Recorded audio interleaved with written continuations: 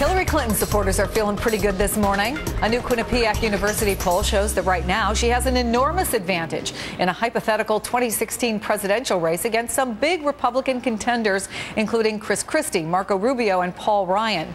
Let me bring in Vice Chairman of Reputation.com and founder of 15 Minutes Public Relations, Howard Bragman, the perfect person to give advice to potential Republican candidates. Good to see you, Howard. Good morning, Chris. All right, 5 of them are going to be in Miami this week to talk to Republican donors. That includes Chris Christie. He trails Hillary Clinton by 8 points in this poll. Got snubbed at CPAC.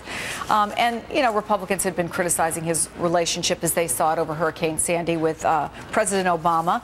What would you say to his advisors about Chris Christie and keeping him at the forefront for 2016? Well, there's an irony here. The irony is Chris Christie really polls the strongest of any Republican in the general election. And that's good news and bad news. It's good news in the general election, but the question is, will he ever get there in the Republican Party, where you have to veer severely to the right to go through the primary season?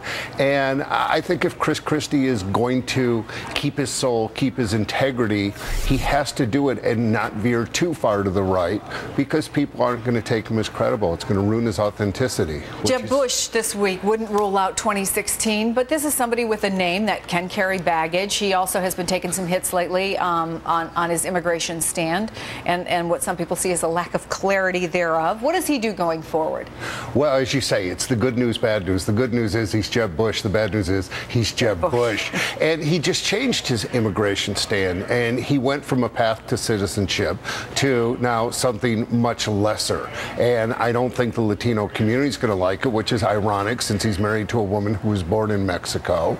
I think Jeb Bush has to be his own man. He has to get some separation from his brother in particular.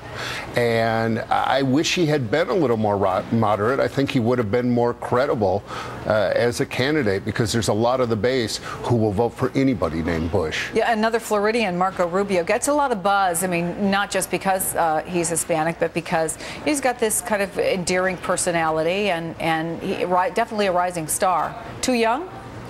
I don't think youth is his problem. I think he had a big choke with his response to the State of the Union.